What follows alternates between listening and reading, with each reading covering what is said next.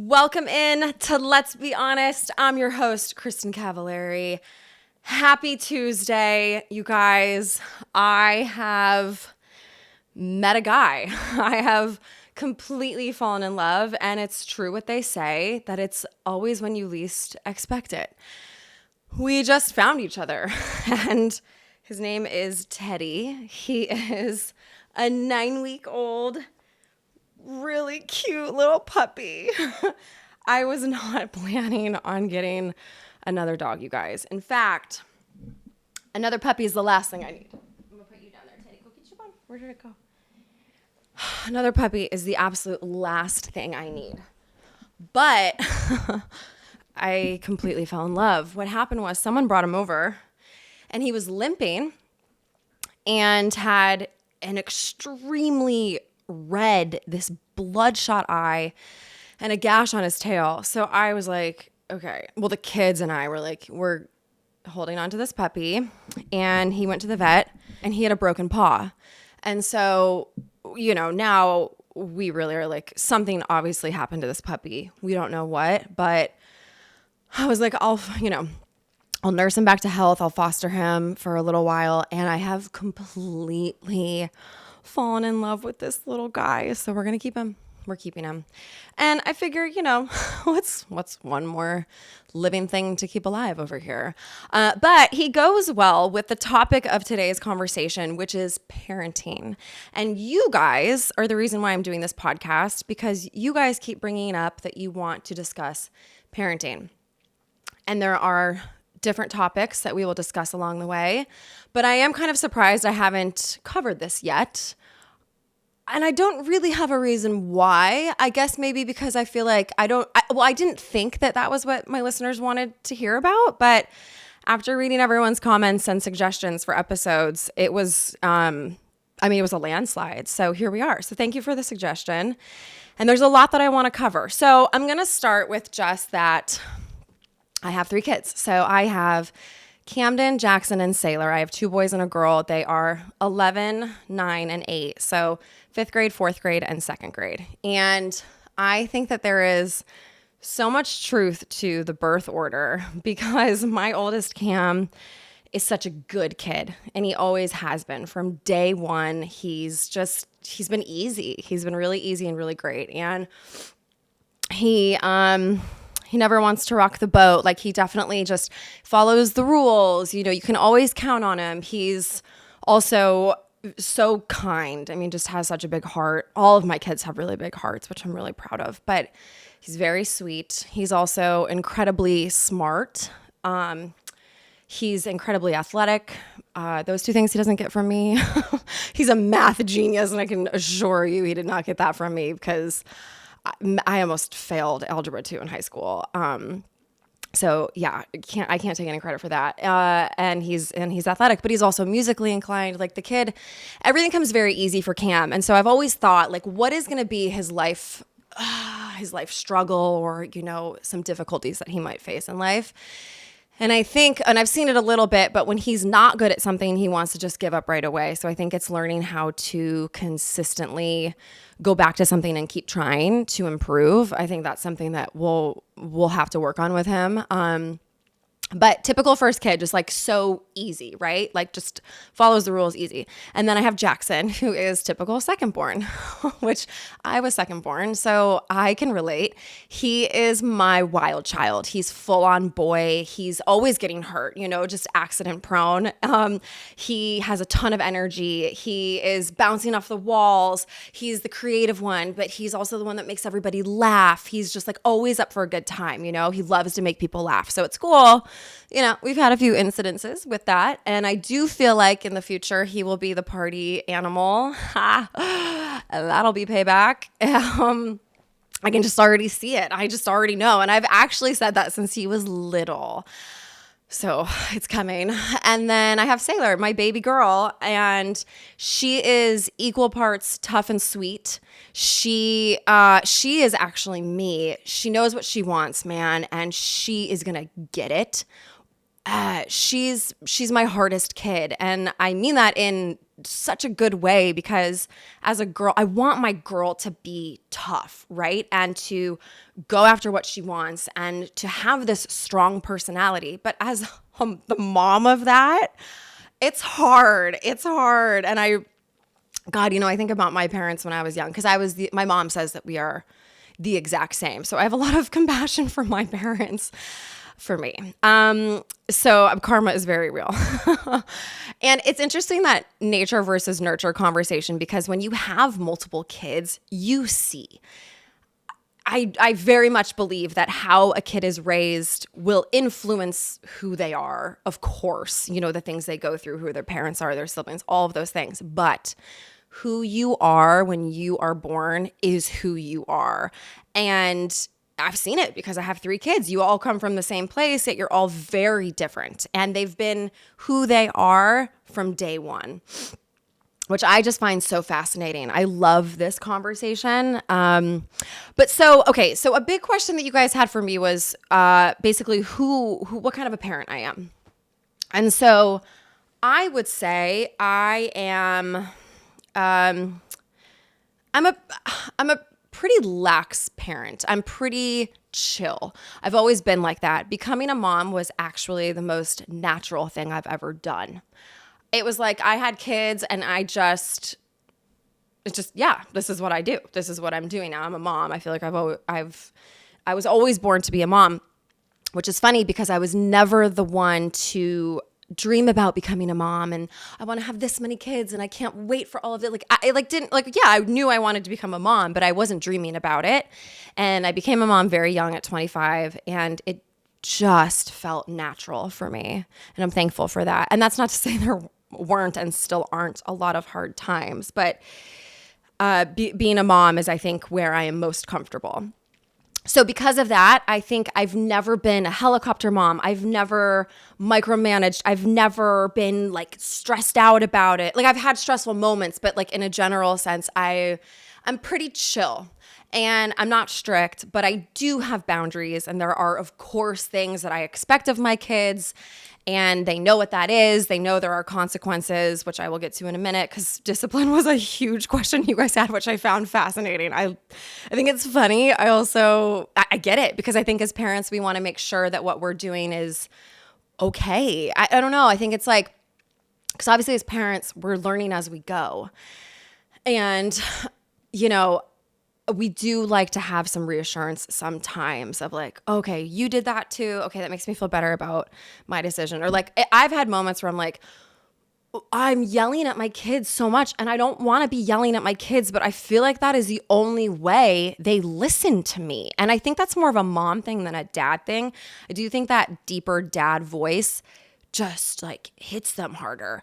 And so I've called friends before and been I just feel like a piece of shit parent.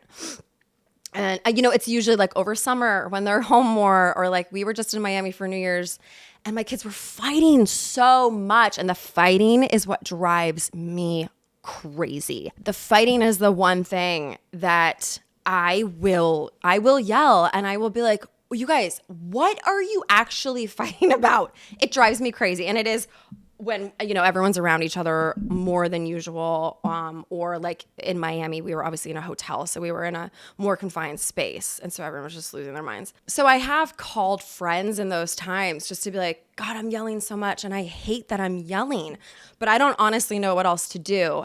And all of my mom friends are no, I get it. I'm literally doing the same thing. And that does make me feel so much better. So I do think it's nice to have that community of your mom friends to lean on each other and just for that little reassurance of okay, I yelled at my kids. It's not going to fuck them up for the rest of their lives. It's going to be okay. I just think it's really nice to hear sometimes.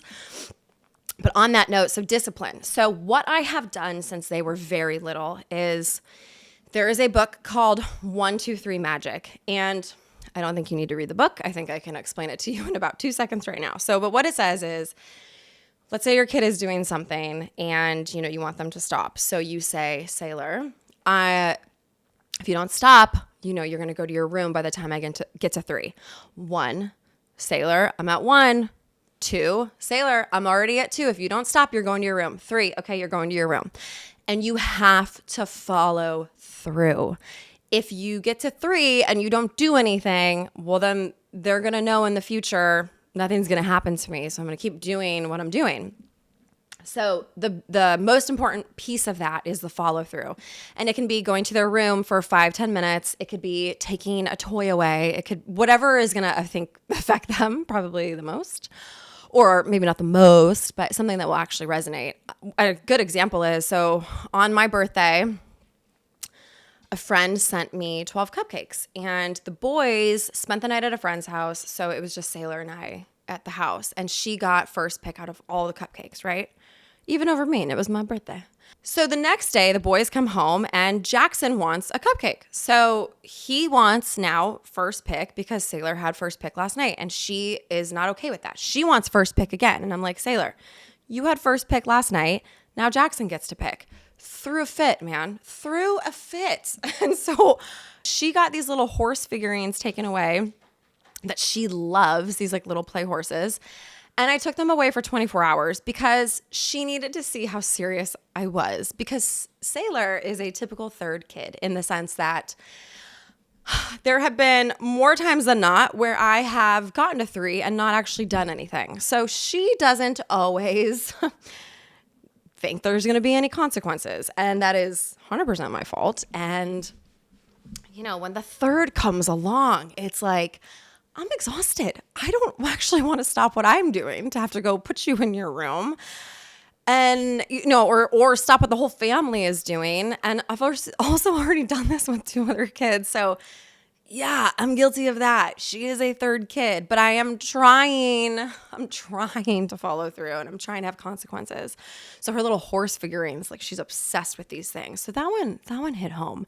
And now I guarantee the next time I have to do 1, 2, 3 on her, she will listen because of that. You guys know I'm always on the lookout for immune strength during cold and flu season. Well, I recently discovered an incredible product, Armra Colostrum, and my immune health has never been so strong. I usually always get a little cold in the fall, winter months, and I have not. I've also been giving it to my kids too. I put it in smoothies so they don't even know it's in there, and they've been all really healthy this winter as well. Vitamin C isn't the answer. Strengthening your immune health with Armra Colostrum is. If you guys aren't familiar with colostrum, colostrum is the first nutrition we receive in life and is an exclusive source of all the essential nutrients we need in order to thrive. Armra Colostrum is a proprietary concentrate of bovine colostrum that harnesses over 400 functional nutrients to strengthen your immune barriers, your body's inside suit of armor, and first line of defense against harmful particles from the environment that can trigger inflammation and make you sick.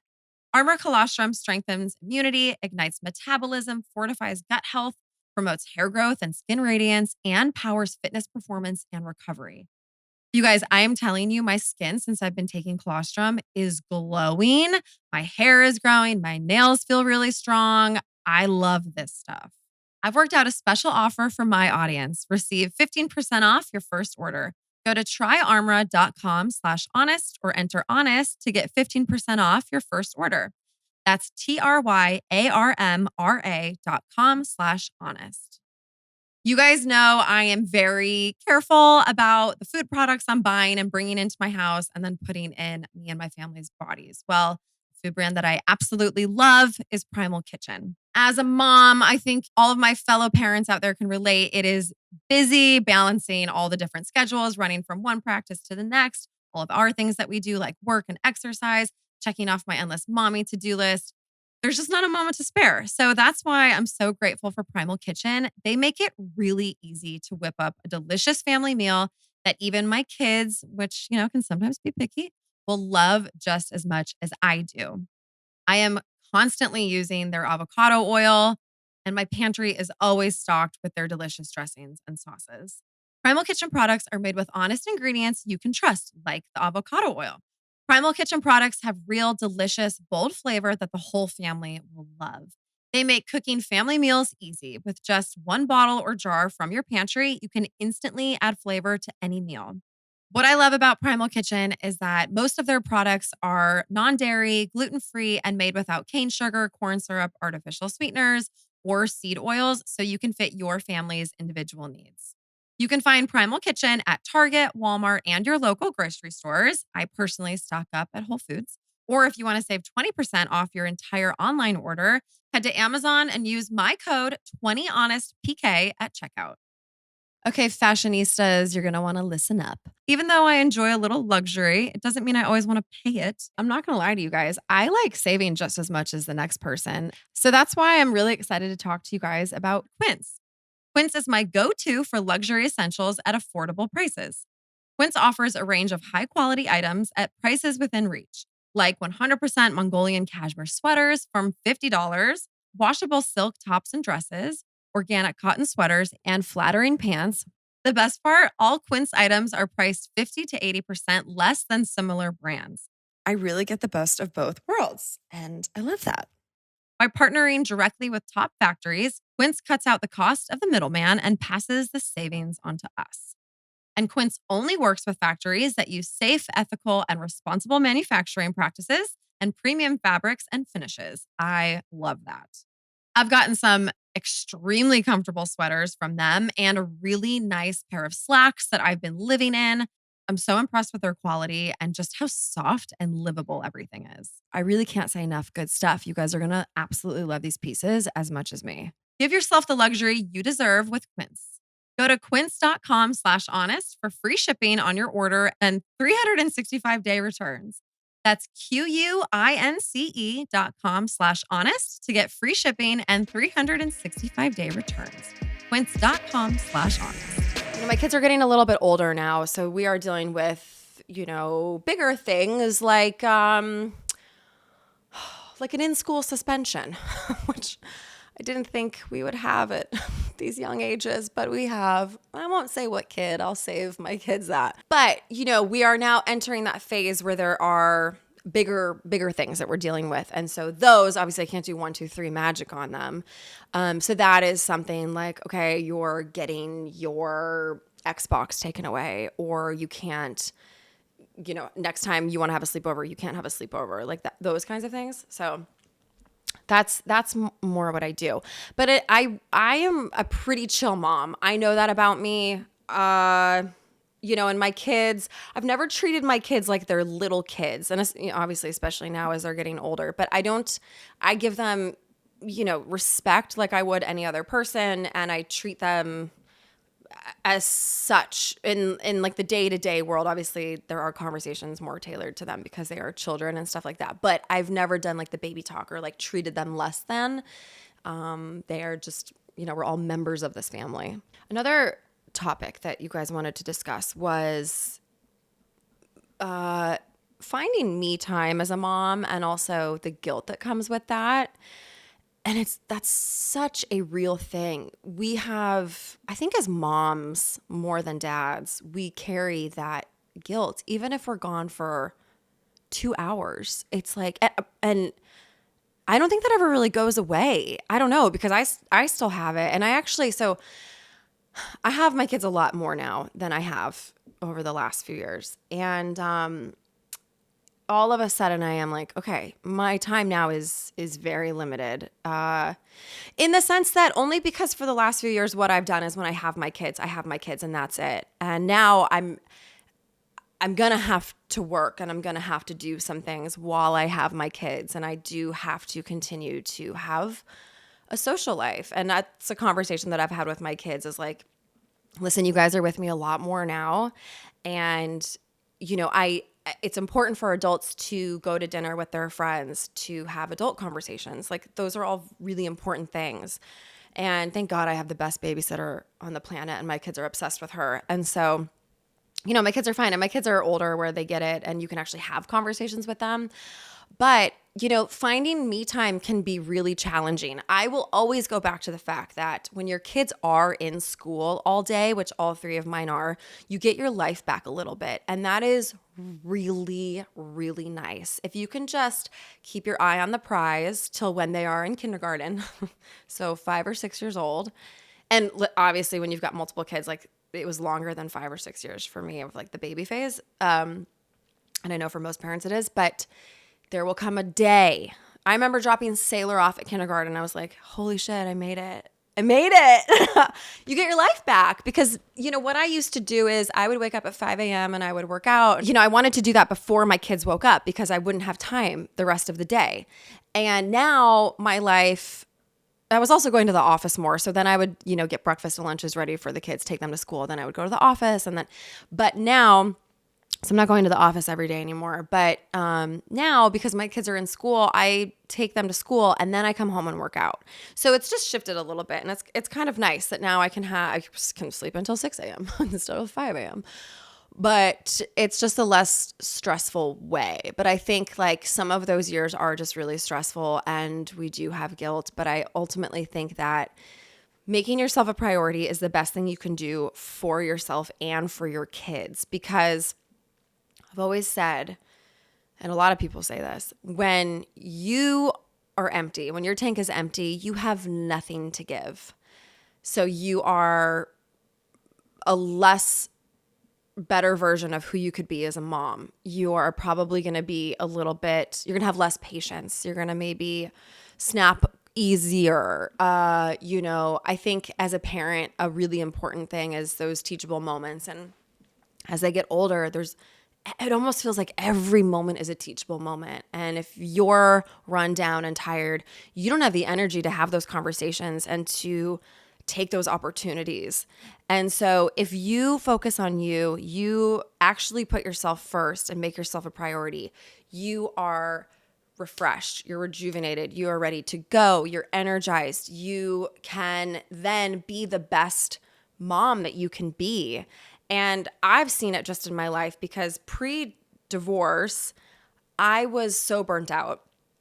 I had a million things going on and that's, I think I put too much on my plate to avoid what was going on in my life. But I was so maxed out and I wasn't as good of a mom. And now that yes, through divorce, have I had more me time? Yes, absolutely. But I have realized I am such a better mom now for numerous reasons. But one is because I have refound in the last few years how to make myself a priority. And I realize how important me time is so that I can be a better mom. So I know when we're somewhere else, let's say we're at the gym and our kids are home and we are constantly thinking about that, but we have to remember this benefits everybody. So I think we need to give ourselves more grace and not be so hard on ourselves when it comes to me time as a mom. Okay, so another thing is someone mentioned that I'm a clean parent, and I want to go into this because I am a clean person. I eat clean. I live a very clean, healthy lifestyle. And when my kids were really little and I was able to control that, yes, when my kids were young, you could have called me a clean parent. Now, I think we're clean when we're at home for the most part, but I've even gotten lax in my house for my kids. I think when it comes to diet for your kids, and when I say diet, I don't mean like restricted calories. I just mean like what they're eating normally. So when it comes to their diet, I think it's a fine line with kids because I don't want to be so strict that then they go the opposite way. When they go to friends' houses, they, lose their minds and they're like shoving everything into their mouths. Or when they go to college, then they have, they just go buck wild when it comes to like sugar and snacks and all the things. And so what I do now is I control what I can control, which is when I'm making dinner, which is most nights, I can control what I'm feeding them for dinner. I can control what's in this house. Again, I've gotten a little bit more lenient when it comes to some of this stuff. I've got things in my house now that 5 years ago I never thought I would. And so, but again, it's balance, and it's teaching kids a foundation of what a healthy diet looks like. And my boys are really good at seeing the effects that food have on them. So if my boys eat like shit, they feel like shit, and that's from them eating pretty healthy their whole lives. And I just started them like that when they were born. And again, poor Sailor, the third kid, she is She is my most like kids menu kid because again with the third you're busy or you're running around. It was like let's just get something in her. Okay, she wants butter noodles. Great, fine, get her the butter noodles. She is my mac and cheese butter noodle chicken finger girl. And she is a good eater. I don't want to say that she's not because she absolutely is. She eats what I make. We just did this like crazy like 15 course sushi dinner in Miami and she hung in there. She ate most courses. There were a couple that she didn't, but she tried them, which I thought was awesome. So she will eat things. She can be very adventurous. I was really impressed with her with the sushi. So she is a good eater. I don't want to say that she's not. However, if it was up to her, she would definitely eat chicken fingers and mac and cheese every day. Where my boys, that's not how they eat. I mean, so if we go out to eat, like they'll get a filet. They love steak and, and they'll eat vegetables and stuff. So, and again, because I started them when they were really little. So, but they eat like shit too sometimes, and I think giving them that freedom to make those choices is important. So when we go out to eat, when we travel, yeah, you guys can order whatever you want. And that's kind of how I eat too, to be honest. So, and I also feel like kids do what you do and not what you say. I will stand by that until the day I die because you can tell your kids one thing until you're blue in the face, but they do what you do. Kids pick up on how you're living your life. If you're doing what you say, your lifestyle, how you treat people, all of those things. That's where kids' biggest influence is, and it's how you're living. And so I live a really healthy lifestyle, and I definitely indulge and have fun from time to time, and they see that. And I think having a really healthy relationship around food is the best thing that you can do for your kids, because if you're weird about food, that's going to pass down onto them. And so yeah, I just think when it comes to like kids, health, wellness, balance. It's all about balance. I do have a rule though, where if you're not going to eat your vegetables and a little bit of protein, then you can't have dessert. Or if you don't eat your dinner, then you're not going to have dessert. That's kind of the only thing I stand by. But also my kids have something sweet every night. They do. And that's probably not a good thing. But I also kind of do too. I usually have, even if it's just a piece of dark chocolate or a couple pieces of dark chocolate. And sometimes it's ice cream. Sometimes it's whatever. I've got these these dark chocolate caramels right now that are insane. So I have a couple of those. But yeah, I just think like having a healthy relationship towards food is the best thing. When it comes to divorce with kids and having that discussion with them, I come from a place of being the kid of divorced parents and also obviously going through a divorce myself and now being able to relate and talk to my kids about that, which, having gone through it as a kid, has been one of the best things for me as a mom now of my kids, because I can relate to them. I know what they're going through. I can have those conversations with them. And, I think as all people, when we're going through a hard time, we want empathy. And empathy is people being able to put themselves in your shoes. It's not sympathy. It's very different. I actually fucking hate sympathy. It's more just like I'm sitting in this with you type of a vibe. And that's what I've been able to do with my kids. Like I get it because I've gone through exactly what you're going through. And in fact, my parents' relationship dynamic was, I guess I should say, similar to my ex and I. So it's actually offered up a lot of empathy and understanding, really. And so, I think the stance that I've taken with my kids during that or anything else, substantial that they're going through, is the conversation that I really have with them is that everything we go through in life, or the hard times, are going to make us stronger. And I really believe in my soul that everything happens for a reason. And even if we don't know what that reason is right now, and it might take years for us to know the reason, there is a reason. And especially now that I'm a little bit older, I'm 37, I believe that with every fiber in my being because I've seen it now. My childhood makes so much sense to me now as I'm an adult. And it was really hard at times growing up, but now I get it. Now it all makes sense. And so those are the conversations that I have with my kids. And I think that it's worked. All right. Obviously, you guys have all heard of the beer Heineken, right? But did you guys know that they have an alcohol-free option? Heineken 0.0 is an alcohol-free option to the original Heineken that we've always loved. It has 100% taste, but 0.0% alcohol. That means it's perfect for all the times where you would like a beer but cannot have the alcohol. I feel like I've seen a lot about alcohol-free beer recently, and I've actually started seeing more alcohol-free options on menus at restaurants too. So when I saw that Heineken had an alcohol-free option, I was definitely intrigued. So if you guys are doing dry January, you gave up alcohol, but you want to partake in that social drink, now you can with Heineken 0.0. Or do you guys ever have a Friday night birthday party with an early morning run the next day? Well, now again, you can partake in that social drink without feeling awful in the morning.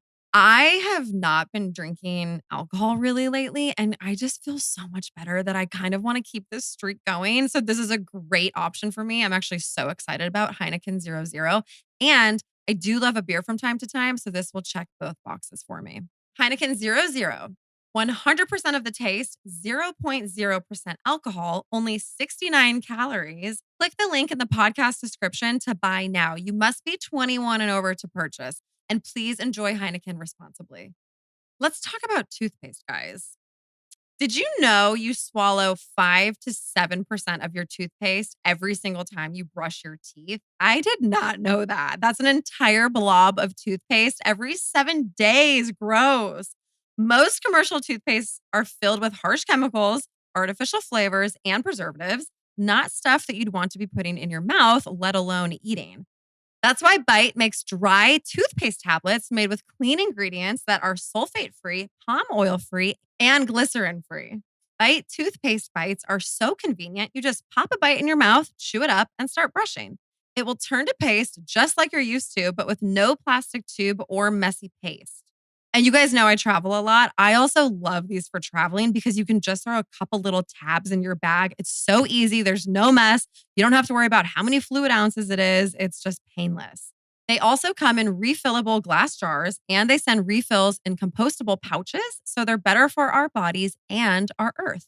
No more plastic toothpaste tubes. Bite makes plastic-free alternatives for everything on your bathroom sink, from toothpaste, mouthwash, toothbrushes, and deodorant, so you can cut out the harsh chemicals and plastic waste without compromise. Bite's sleek glass bottles and jars look amazing on your vanity and elevate your shelfie game. No hiding gooey plastic tubes here. Bite is offering my listeners 20% off your first order. Go to trybite.com/honest or use code HONEST at checkout to claim this deal. That's TRYBITE.com/honest. I've obviously been out of the pregnancy and postpartum game for a minute, as my youngest is 8 now, but I went through it all 3 different times. And, there's a lot that comes with that. One thing that I didn't want to have to worry about is that I was getting all of the nutrients that I needed. I feel like now it's so much easier to find good quality products, which is why I'm so excited to talk to you guys about Needed. I wish that Needed was around when I was pregnant, but at least I'm able to tell all of my friends about it because I actually have a lot of friends having babies right now, which is really exciting.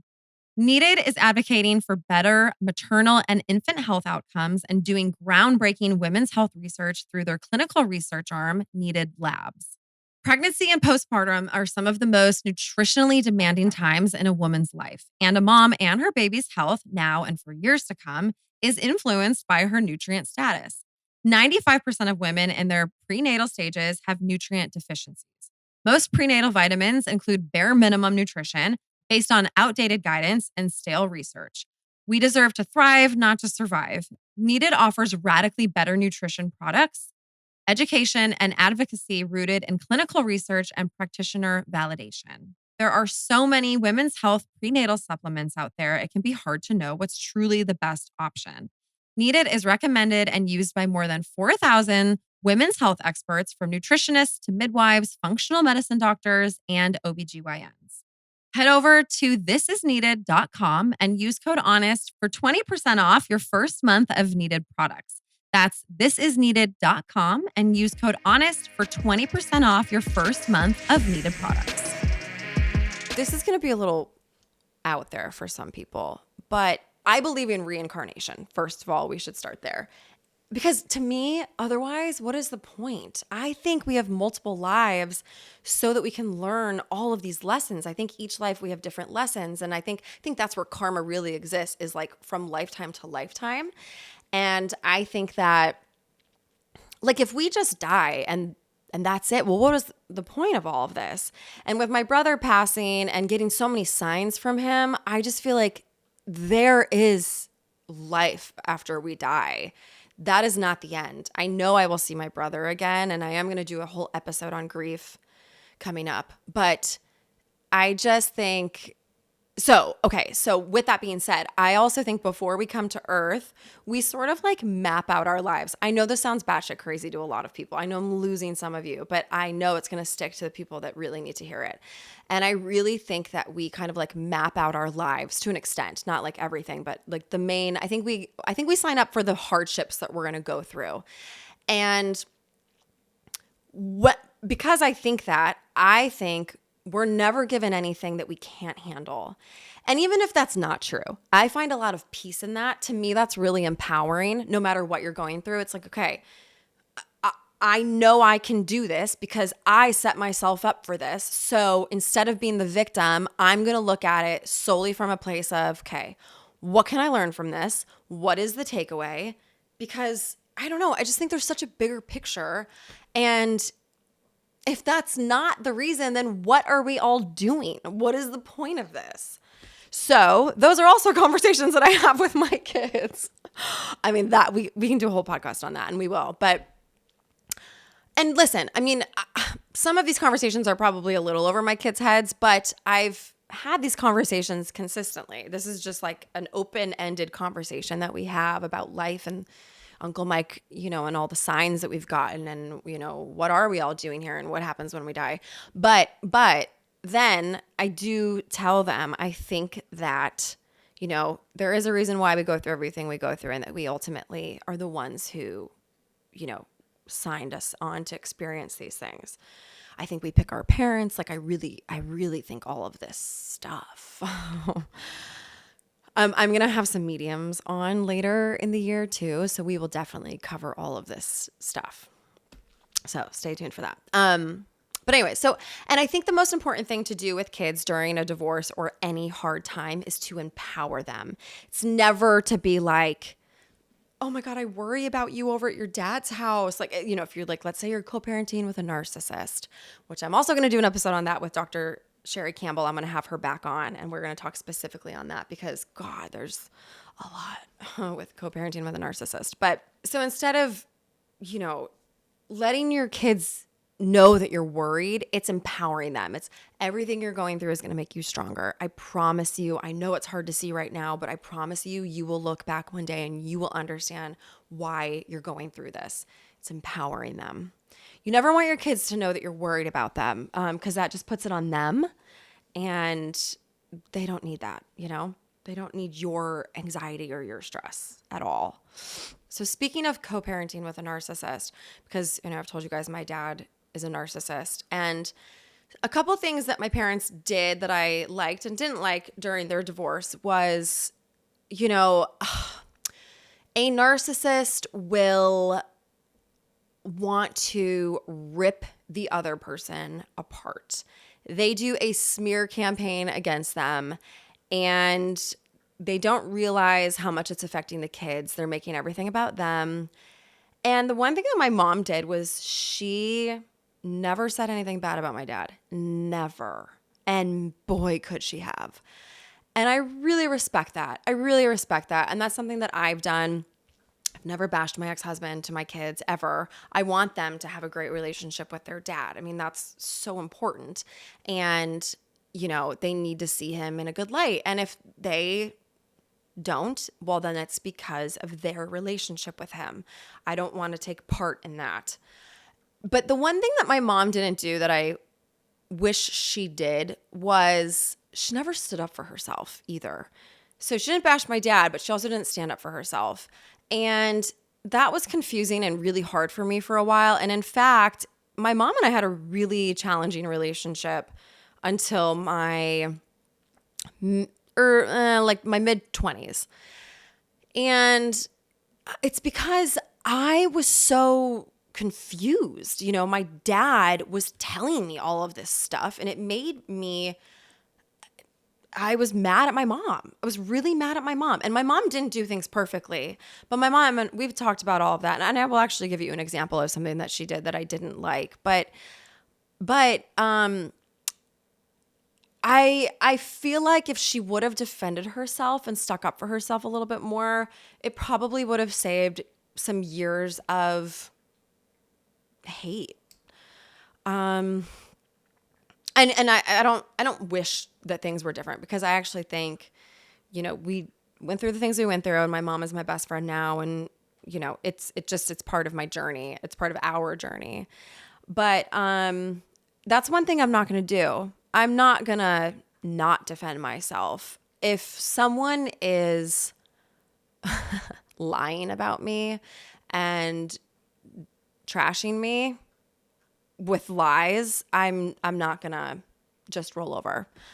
So that's something that I'm doing differently. One thing that my mom did that really crushed me, and it's like one of those core memories that I still have, is, so growing up, we used to go to Cape Cod every summer. That was our family spot. We would go with, it was my mom, my dad, and my brother and I, the four of us. We did that every summer. And then my parents got a divorce, and my mom pretty quickly started dating my stepdad, Dan, who was still my stepdad. And he's got 2 kids. He has a girl and a boy. The girl is about 5 years older than me, and the boy is about 1.5 years older than me. And I don't know why, but she thought a good time for all of us to meet would be Cape Cod, my family spot. And so my mom, my brother, and I, and then my stepdad, Dan, and his 2 kids were in a very small cabin together the first time we ever met on my family vacation spot. And I was probably in 4th or 5th grade, which is interesting for me now because I have a 4th and a 5th grader. So I look at them and I'm like, I just think of the things I was going through at that age. But I remember being so sad, and I missed my dad so much. And this is before cell phones, so I couldn't just call my dad. I remember one day we went into town and we went to their little general store, and I remember trying to call my dad on the payphone, and I couldn't get a hold of him, which of course made me even sadder. And I just remember being so sad that whole trip, just sad. And so, there's things like that. And listen, my mom has apologized. She knows. And I think when you become a parent, you realize our parents didn't know what the hell they were doing either. Everyone's just trying the best that they can. And when you do become a parent, you do have more empathy and compassion for your own parents. And listen, I get it, I get it. There's no guidebook for this stuff, especially back then. I mean, this was so long ago.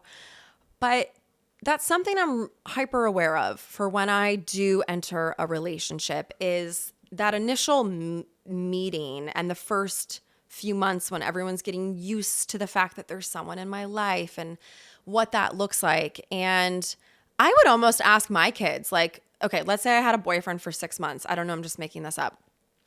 And I've always been very honest with my kids about who I'm talking to, who I'm dating. They know what's going on in my life, but they also know no one's been serious enough to meet them yet. And so I think what I would say is, okay, I like this guy and I'm ready for you guys to meet him. If you guys are ready, do you guys want to meet him? Yes? Okay. What do you guys want to do? Do you want to go out to dinner? Do you want him to come over here and I can make dinner? What does that look like for you guys? And I think it's just having a conversation. No one ever asked me how I was feeling, what was going on.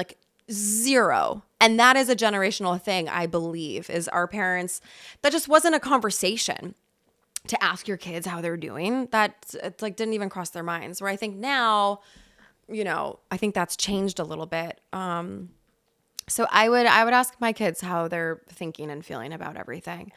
But it's just stuff like that. But at the end of the day, it's really hard to know if what we're doing is for the kids' best interest. Like, obviously we do things because we think it is, but we're learning as we go, and we're doing the best that we can. And so being a parent it's the hardest job, but it's also the most rewarding because of those things. We are shaping these people for the rest of their lives, and that's a lot of responsibility, but it's also really empowering and pretty fucking cool, really. I also don't believe in staying together for the kids, because what that's teaching kids is that you should stay in it even though you're unhappy. If you're being treated not how you should be, that's teaching your kids that behavior is okay.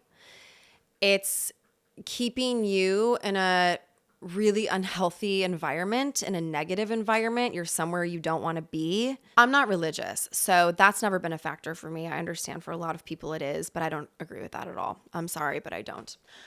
I think everyone deserves to be happy, and I think kids don't need to take on that negativity. Getting a divorce is the best thing I've ever done for me and my kids. I know that for a fact. And so I can't imagine just staying in a relationship because you think it's the best thing for the kids, because all that's doing is perpetuating the cycle. It's your kids then are going to repeat that pattern. You need to break that cycle and show your kids what it's like to do something for you, follow your heart. Maybe you end up in another relationship that's actually really positive and happy, and then that's what they have to model after.